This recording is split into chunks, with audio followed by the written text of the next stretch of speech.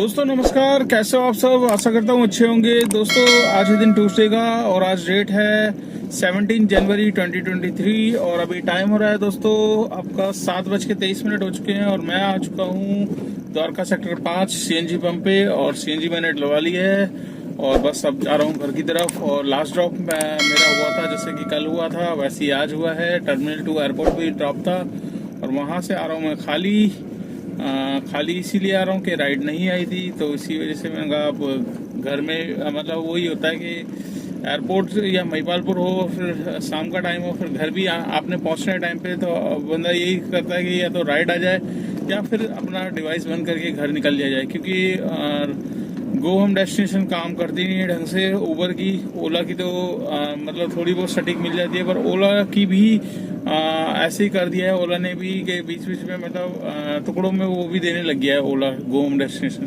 पर कई बार क्या होता है कि ओला एकदम डायरेक्ट पहुंचा देता है, तो काफ़ी भाइयों का यही मानना है कि ओला में गो होम फीचर्स काम करता है। 70% ड्राइवर भाइयों का मानना है, बाकी 30% मना करते हैं। और उनमें से क्योंकि आपको पता ही है दोनों कंपनी एक दूसरे की वही है, जैसा उबर करेगी वो ओला करेगी, जैसे ओला करेगी वही उबर करेगी। तो दोस्तों आज मैं मॉर्निंग में निकला था, करीब टाइमिंग वही था 9:15 बजे निकला था और ट्रिप्स मतलब आ तो रही थी मतलब वही रोहिणी और इधर रजौरी गार्डन, दिल्ली कैंट, नांगल। तो इन ट्रिपों को मैंने स्किप किया। स्किप करने के बाद जो मेरे पास ट्रिप आई है 1.4 के सर्च में आई थी और वही cyber city building number 10A। तो 10A के पास मैंने ड्रॉप किया। ड्रॉप करने के बाद फिर मैं पहुंच गया हूँ DLF फेज 5 के पास में और पीछे की तरफ जो यू ब्लॉक है, यू ब्लॉक के पास ही उम्मीद की जाती है कि दिल्ली की लोकेशन की ट्रिप्स मिलती है। तो दिल्ली की लोकेशन की ट्रिप मैंने डाल दी थी। मैं तो गाजियाबाद डालता हूँ मैं, पर क्या होता है कि इसके ऊपर डिपेंड करता है। ये पहले तो कोशिश करता है कि इधर ही फंसाने की कि उद्योग बिहार की दे देता है। तो जो ड्राइवर भाई क्लिक कर देते हैं उस बुकिंग को, तो उनकी एक तो डेस्टिनेशन ख़राब हो जाती है, ठीक है ना। फिर दोबारा उन्हें वापस इधर आना पड़ता है, तब तक डेस्टिनेशन का भी टाइम मतलब कभी कभार वो कर देता है। तो ये कोशिश यही करता है कि एक सेकंड में ज़रा रेड लाइट क्रॉस कर लूँ, क्योंकि रेड लाइट पे है थोड़ा सा जाम। ओहो,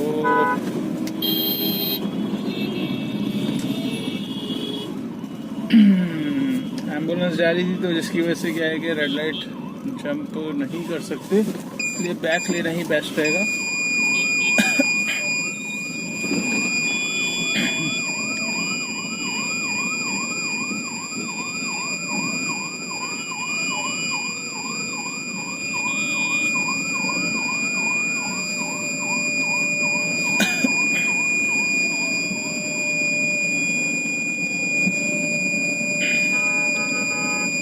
अपनी लाइन में लगा दिए, राजापुरी की बत्ती पे था। एक्चुअली ग्रीन थी, ग्रीन में क्या है कि दूसरी साइड पे आ रही थी एम्बुलेंस आने की वजह से क्या है कि गाड़ी वालों ने स्टार्ट कर दिया रेड लाइट में ही। तो इसकी वजह से एम्बुलेंस को देखो, सबसे फर्स्ट प्रेफरेंस हमारी होती है एम्बुलेंस को जगह देना। किसी की लाइफ का सवाल होता है, हम लोग तो पहुंच जाएंगे, लेट भी पहुंच जाएंगे, कोई दिक्कत नहीं है। मोस्टली हम लोगों ने देखा है कि बत्ती पे ही हम लोग बहुत जल्दबाजी कर देते हैं, कई बार क्रॉस करते हैं, तो जिसकी वजह से एक्सीडेंट के चांसेस भी बढ़ जाते हैं।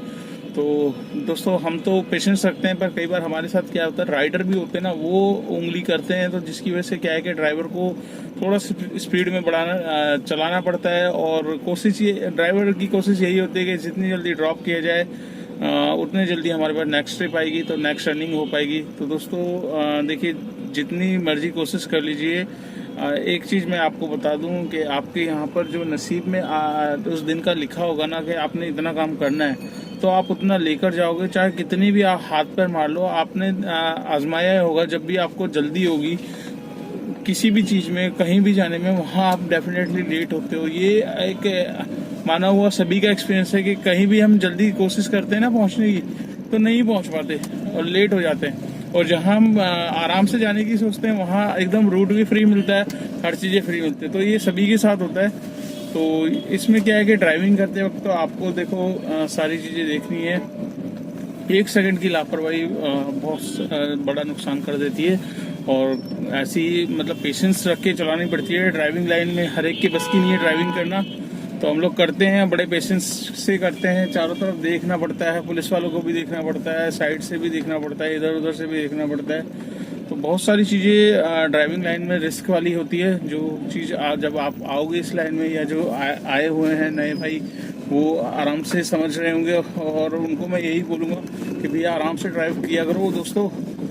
कुछ नहीं रखा, जितनी आपके नसीब में होगी अर्निंग उतनी आपको मिलेगी।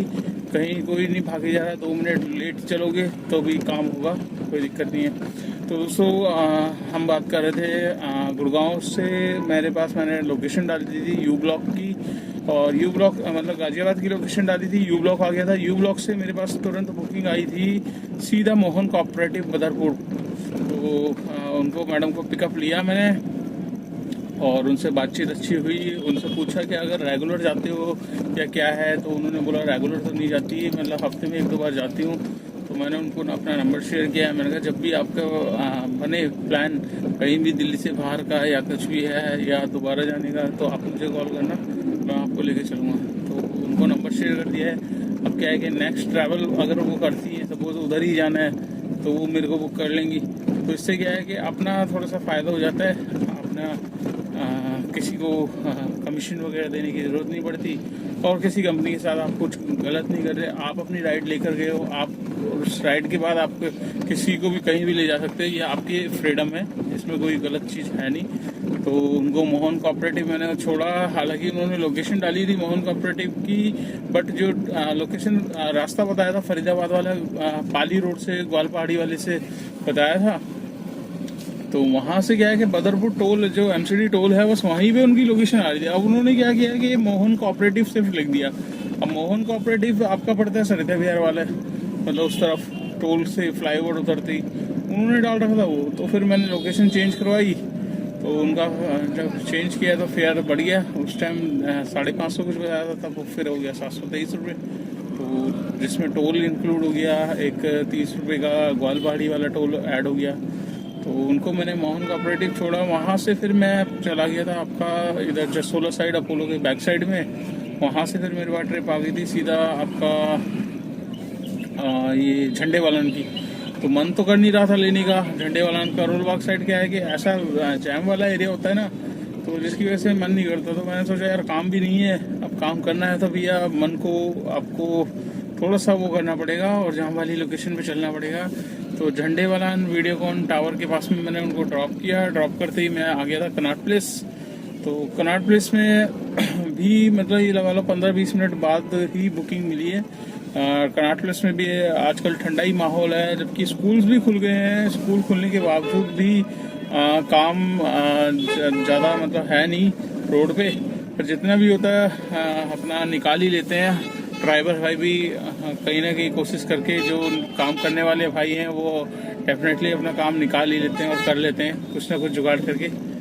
तो ऐसे ही अपना भी है, अपना सुबह निकलते हैं, लेट निकलते हैं, बट शाम तक का कर ही लेते हैं जितना मर्जी जितना हो जाता है। तो दोस्तों झंडे वाला से आ गया था कनॉट प्लेस। कनॉट प्लेस से आ गई थी आईएसबीटी से मैं पहुंच गया था विश्वविद्यालय खाली, क्योंकि आईएसबीटी के बाद वहां से बुकिंग में उठाता नहीं हूँ 5 नंबर वालों की वजह से। 5 नंबर वाले बड़े परेशान करते हैं, इसलिए नॉर्थ कैंपस चला गया था। नॉर्थ कैंपस से मेरे पास सीधा बुकिंग आई मयूर विहार की, सॉरी मयूर विहार नहीं, मेरे पास आई थी सिग्नेचर टावर के पास जो सीलमपुर वाला वो एरिया है।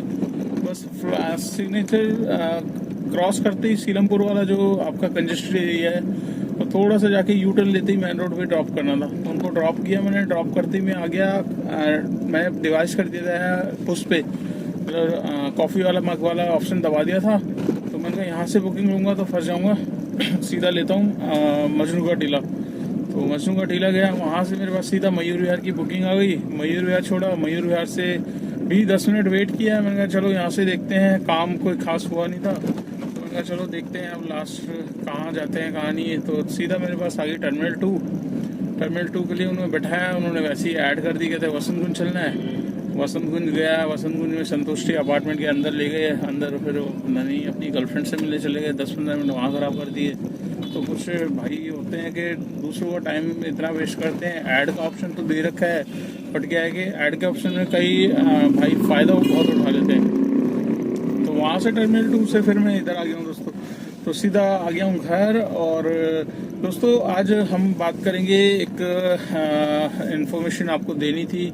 देखिए, एक ऊबर की तरफ से एक नोटिफिकेशन आ रहा है, आई थिंक सभी भाइयों के पास पहुंच चुका होगा इनबॉक्स में।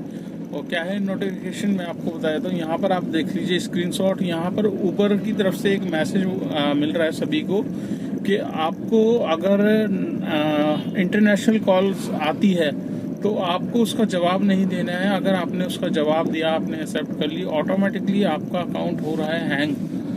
सॉरी, हैंग नहीं, हैक हो रहा है मैंने हैंग बोल दिया।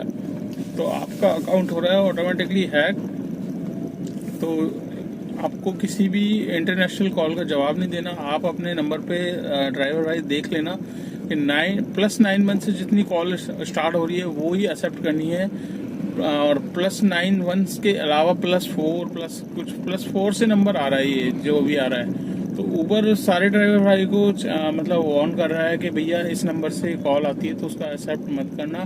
काफ़ी भाइयों के अकाउंट हैक हुए हैं, और जिसकी वजह से एक तो हैक होने का देखो आपके पास रीज़न काफ़ी। तो एक तो दिल्ली में ही हैकर बैठे हुए हैं, और इंटरनेशनल हैकर भी आ रहे हैं। तो आपको थोड़ा सा सतर्क होके काम करना है। कभी भी इस तरीके के नंबर आए तो उसको जवाब नहीं देना। और प्लस कभी भी देखिए, ऊबर अपनी साइड से कॉल नहीं करता है कि आपका अकाउंट में ये दिक्कत हुई है, वो दिक्कत हुई है। ऊबर की तरफ से कभी कॉल नहीं आता। तो आप ये समझ लो, ऊबर का जो कस्टमर सपोर्ट नंबर है वो सिर्फ हमें दिया गया है, हमें कॉल करने के लिए। ये नहीं कि ऊबर की कॉल हमें आती है। कभी भी उस नंबर से ऊबर की कॉल नहीं आएगी जो सपोर्ट का नंबर है। अदरवाइज अलग नंबर से कॉल आएगी, ठीक है, तो उसमें तो आप पहचान ही लोगे। बट आपको क्या है कि जो भी ऊबर का एग्जीक्यूटिव अगर कोई भी बात कर रहा है तो आपको किसी भी तरीके का इन्फॉर्मेशन अपने अकाउंट से रिलेटेड और ना ही कोई OTP शेयर करना है। तो जहां आपने OTP शेयर कर दिया दोस्तों, वहां आपका अकाउंट हो जाएगा हैक, और आपका सारी की सारी मेहनत हो जाएगी खराब। तो इसलिए सतर्क रहिए, बी केयरफुल। जितने भी ड्राइवर भाई मेरी वीडियो देख रहे हैं, तो अपनी वीडियो के माध्यम से मैं बता रहा हूँ, ठीक है। तो जिन भी भाई को नहीं पता, इनबॉक्स में अगर मैसेज नहीं आया है तो आप मेरी वीडियो के माध्यम से जान लीजिए कि इंटरनेशनल कॉल से हैकिंग चल रही है। तो आप अपने अकाउंट में सतर्कता रखें, OTP किसी को शेयर ना करें, ठीक है दोस्तों। तो अभी मैं पहुंचने वाला हूं घर, आज घर के पास पहुंचने वाला हूं। और आपको मैं आज का काम बता देता हूं, कितना मेरा काम हुआ है। कोई खास नहीं हुआ, जितना भी है आज लिखा था इतना, तो आज लेकर जाऊंगा इतना। तो जितना भी लेकर जा रहा हूं आपको दिखाया था। यहाँ पर आप देख सकते हैं 1639 रुपये पॉइंट कुछ पैसे का है। 1640 रुपये का काम है मेरा आज का, जो कि कम है। कम होने का रीज़न वही है कि काम थोड़ा मंदा भी है, और ट्रिप्स के ऊपर, टाइम के ऊपर ये सारी चीज़ें निर्भर करती है आप किस टाइम पे निकल रहे हो। तो आप अगर जल्दी निकल रहे हो, जितना जल्दी निकल रहे हो उतनी अच्छी अर्निंग आपकी हो सकती है। जितना आप लेट निकल रहे हो दिन के टाइम में, उतनी अर्निंग आपकी कम होती है। तो दोस्तों, हर चीज़ का वो होता है, टाइम भी देना पड़ता है, राइड के ऊपर भी बात होती है, और लोकेशन के ऊपर भी। तो ये तीनों चीज़ें बहुत महत्वपूर्ण होती है कि आपकी अर्निंग को मतलब ज़्यादा बढ़ाने के लिए। तो दोस्तों, 1640 रुपये का मेरा काम है, जिसमें एक MCD टोल और स्टेट टैक्स हरियाणा का मिला है। हरियाणा टैक्स आएगा कल शाम को 6 बजे, और ये MCD टोल आज ही ऐड हो गया है। तो आप एक तरीके से 1840 रुपये का काम है। 1840 रुपये में जो मेरी CNG लगी है दोस्तों, कम से कम रेड पे आ गई थी, कल डलवाई थी 733 रुपये की। तो रेड पे कम से कम 1.50 किलोमीटर तक का चलता है विदाउट AC।